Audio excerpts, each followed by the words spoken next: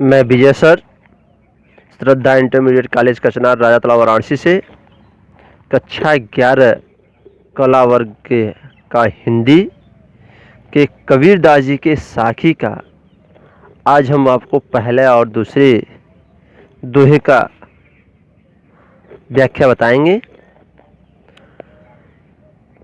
आइए हम दोहे को पढ़ लेते हैं।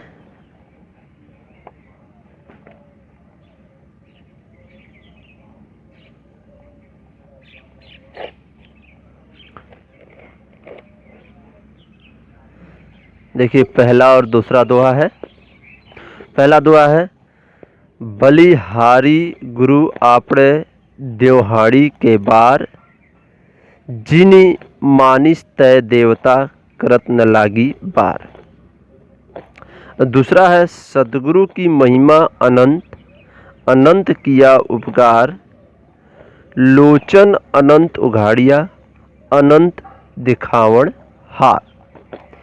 ये दोनों पद है और दोनों पद का सबसे पहले हम शब्दार्थ देख लेते हैं कि शब्दार्थ क्या है। देखिए, शब्दार्थ है, पहले का शब्दार्थ है बलिहारी। बलिहारी माने न्योछावर, न्योछावर माने मतलब समर्पण कर देना। आपड़े माने अपने, अपने है। देव माने धूम, हाड़ी माने देह या शरीर या हड्डी जिसे कहते हैं। और मानिस माने मनुष्य होता है, मनुष्यत्व को। बार माने देर, बार माने देर। और दूसरे का अर्थ है, शब्दार्थ है अनंत, अनंत होना चाहिए। अनंत, अनंत माने अपार, अपार होता है। उपकार माने होता है उपकार। लोचन माने नेत्र होता है। उघाड़िया माने खोल देना। अनंत माने ईश्वर। और बार माने होता है देर, दिया है वहां ना। ये दोनों का शब्दार्थ हो गया। आइए अब इसका संदर्भ हम जान लेते हैं। देखिए, संदर्भ इसका होगा कि प्रस्तुत पदखंड हमारी पाठ्य पुस्तक हिंदी के कबीरदास जी के साखी नामक शीर्षक से अवतरित किया गया है। इसके रचयिता निर्गुण उपासक के महाकवि कबीरदास जी हैं। संदर्भ में हो गया। अब आइए प्रसंग के बारे में कहा गया है कि यहाँ कबीरदास जी ने अपने सच्चे गुरु के महत्व को प्रतिपादित करते हुए इस दोहों के माध्यम से प्रस्तुत किया है। अब आइए इसकी व्याख्या बता देते हैं। व्याख्या क्या है? बलिहारी गुरु आपने, कबीरदास जी कहते हैं कि बलिहारी गुरु आपने देवहाड़ी के बार। कबीरदास जी कहते हैं कि हमारे सच्चे गुरु ने हमें एक ऐसा ज्ञान दिया है कि उस ज्ञान के बदले में हमें अपने आप को उस गुरु पर एक बार नहीं, देवहाड़ी माने हजारों बार, अपने आप को हजारों बार उनके ऊपर न्यौछावर कर देना चाहता हूँ। एक बार बन नहीं, हजारों बार न्यौछावर कर देना चाहता हूँ। उनके ऊपर हम अपने आप को समर्पण कर देना चाहता हूँ। जिस सच्चे गुरु ने मानिस ते देवता करने लागे बार, जिस सच्चे गुरु ने हमें मनुष्यत्व से उठा करके देवत्व की श्रेणी में खड़ा करने में थोड़ी भी देर नहीं लगाता है, मतलब उस पल भर का समय नहीं लेता है।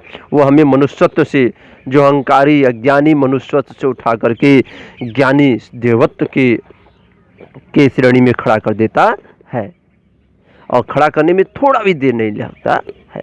यह हो गया पहले का व्याख्या। दूसरा व्याख्या गया, सतगुरु की महिमा अनंत, अनंत किया उपकार।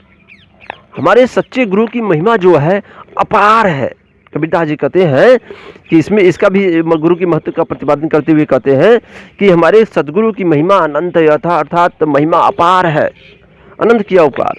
और उन्होंने हमारे ऊपर ज्ञान का प्रकाश देकर अनंत या उपकार किया हुआ है, मतलब अनंत उपकार किया हुआ है।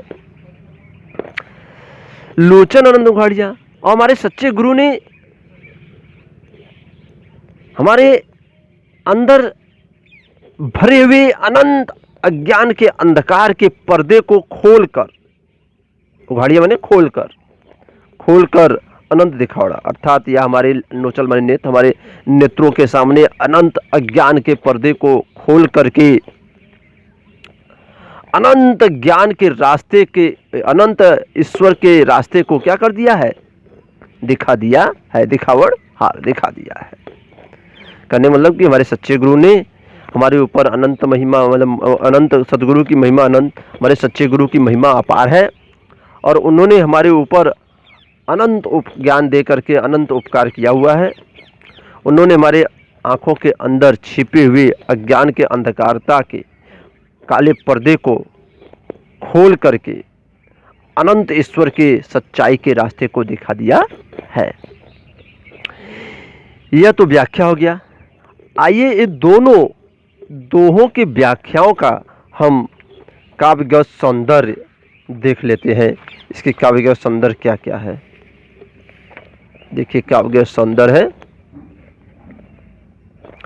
देखिए इसकी भाषा है सदुक्कड़ी, छंद दोहा होगा, गुण प्रसाद होगा, रस शांत होगा, अलंकार यमक अलंकार, अनंत अनंत में देखिए यमक अलंकार हो जाएगा, और तमाम प्रकार की जगहों पर यमक अलंकार का प्रयोग हुआ है, यमक अलंकार हुआ है।